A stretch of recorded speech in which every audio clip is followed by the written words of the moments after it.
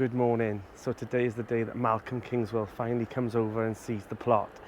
So he's obviously bringing 2 of his little chickens over. I'll leave that story for his channel and that'll be out this week as well. But it'll just be nice that he'll come over, have a look around, considering he was the one that nagged me and said, you know, start a channel, you know, you'll enjoy it. And he was completely right. So he should be over here any minute. I've had a little bit of a spruce around. We'll have a little cup of tea and I'll give him a little look around, and it'd just be nice to see him, you know. I haven't seen him for ages actually. Right, let's put the kettle on. How you doing, buddy? Okay, it's a track, isn't it? That was a challenge. There we go, got there in the end. Are they all settled? Yeah, they're pretty good actually. I guess the best thing is to get them out, isn't it? Yeah, So so I thought I'll bring my chickens onto the plot as well, and they can just, brilliant. they can socialise there rather than in there. I'll set And I haven't fed them. them this morning, so that They'll all feed together. they'll be more focused on. These two are not aggressive. Look, we're here.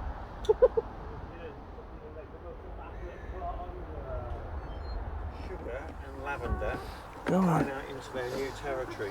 They've covered it pretty well actually. I was surprised. No noise at all. This is going to feature on Danny's video and on mine. Which So is best stereo on YouTube. Can't beat it. Okay. Hello, girls. they're Safe thinking, zone. why aren't they? Good They zone. normally shoot out, but there you go. They always wait for this one. Do they? She's in charge. Pecking order. Come on, girls. Come and meet your new friends. Oh, they're all following now. And Sugar and Lavender are off doing their own thing. That's good because it means that they're happy. Yeah. So you're thinking of an extension on your So the shed's going. A friend of mine's up further up's having it, and then the tank is going over here, right? and then this is coming out. This is Wow. coming out further. They just need a bit more space, I think. Yeah. It's when they have the avian flu, that's when I notice is Yeah, keeping them in, you need a decent space, and we've had it 2 Yeah. years on the trot now. Right. Okay, girls, we'll let them we'll let get them do on it. with their thing, and we'll have a look around the plot, shall we? Yeah. Can't wait for this. Right, lead on, Danny. So Malcolm's come over and he's had a look around the plot, and hopefully I've done you justice, Malcolm, with some of the things and all. I tell you, it's a wonderful looking plot. So the chickens are all settling in now, and I think they're going to end up taking over the whole coop. So, but I'm glad that you found a nice home for 'em, Malcolm. It's really nice to have somewhere I can put them where I know they're going to be looked after. Yeah, and you can always pop on the channel and have a look how they are any other time. And Mrs. K said to me, I might just watch Danny's channel on a weekly basis to see how they're getting on. Well, that's all right. That's one more viewer than I'm getting now.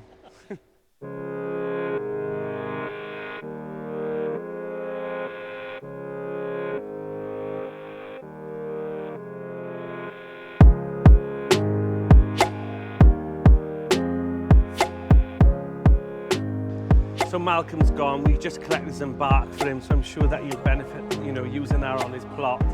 He always struggles to get some, so it was a pleasure of mine just to be able to give him some of ours so he can use on his plot. So the chickens now will settle in the next couple of days. I've got a week off, which I purposely booked. 1 for my birthday, and 2 because I knew that the chickens will need that extra bit of tender care, just keeping an eye on them for a few days, because the pecking order is, you know, it can be brutal, but they all seem to be adjusting really well. So like I said, if you haven't seen Malcolm's channel, go take a look. I'll put the link in the description, and you can see his little tour going around my plot and, you know, adjusting the chickens to their new home. And I'm sure they'll have a lovely time here for the rest of their time. So Malcolm left me a gift of some purple sprouting broccoli, and I mean, he's given me abundance. He gave me 3 of these pots so that I can, you know, give around to the plot holders in my area. So that was really nice of him. So these will be planted in the next couple of days, and hopefully this will be next year's harvest. They might look, you know, a sorry state right now, but these suckers that have come off the tomatoes in the greenhouse, I popped them in this bed and they'll root in the next week or so. And just like this one that I did 3 weeks ago, even if I get a few tomatoes off them before the end of the season, it's better than nothing. You know, this bed wasn't going to be used this season now, and you know, why not just pop a few suckers in. And I took off all the branches until the first set of flowers, and I'm sure I'll get some tomatoes. If not, what have I lost? Well, Malcolm was around as well. I asked him to have a look at this, and I think I've got an infestation of horseradish in my greenhouse. It's coming all through the paths and all in all the beds here. And I remember before I put the greenhouse on here, I remember when I had the plot, and when I first had the plot, and there was this massive bunch of leafy greens, and I remember digging them out thinking it was just some kind of big perennial plant, and I think it was horseradish, and it's a nightmare to try and get rid of once it's in the ground. So I'll keep digging at it, and in the winter that'll be a job for a year to just go through it all, and hopefully I'll get rid of the horseradish out of this greenhouse, because it's a nightmare. You know, you dig it up and a couple of days later there's a foot worth of leaves again, so it is a bit of a nightmare. The chickens seem to be settling in. They are separate at the moment, you know, they are keeping their distance, but in a few days time they'll accept them finally into the coop, and they'll all be one flock again. At the moment the chickens just think that these are intruders, so they'll finally get used to them, and they'll all be one big happy family. I'm truly honoured that Malcolm would trust me, you know, with his chickens, because I know it wasn't an easy thing to do, but he knew it was a benefit for the chickens in the end, you know, and your life changes and things change, and the girls, you know, he was more worried that one of the girls would pass and the other one was left on their own. At least if something happens in the future, you know, the other one will have the other girls to keep them a bit of support and things. But, you know, I think he did the right thing for him, and he did the right thing for the girls, and that's all you can do. But yeah, so at least they've got a loving home, and Malcolm and Mrs. K can still come onto the channel and keep an eye on him as well. So there's a positive to it. But overall, they got on really well on the plot. You know, they were all wandering around together and digging up the beds, and they even taught my chickens to go inside the mini polytunnel and rip through the bed. But they never bother with the plants, which I never bother. You know, I never worry about.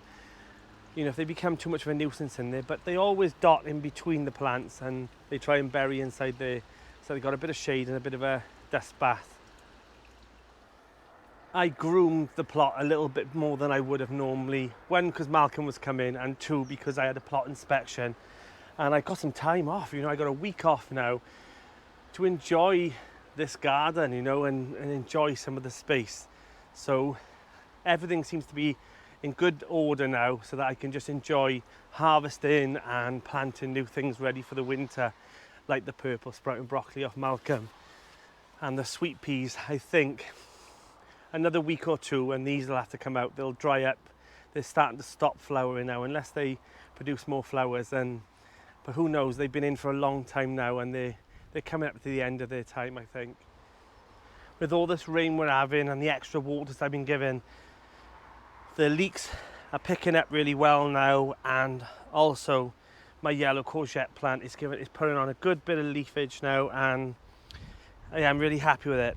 I took off all the purple sprouting broccoli that went to flower, and already more little side shoots are coming.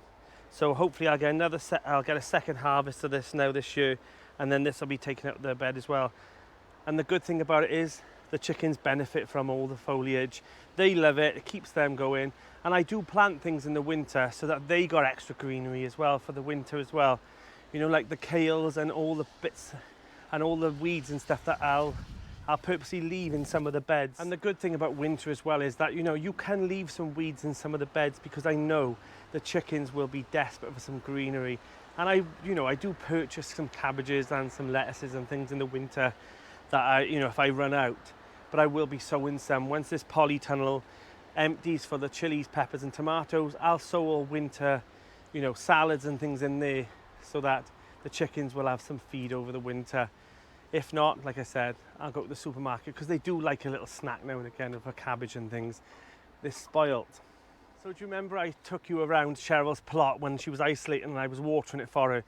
Well, I've come over today and she sent me this little trug, which is going to be absolutely fantastic for me harvesting.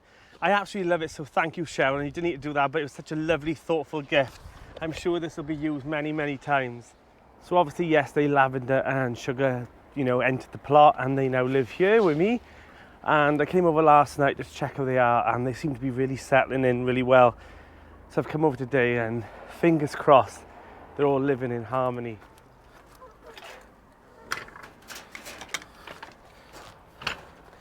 Good afternoon, girls. Come on then.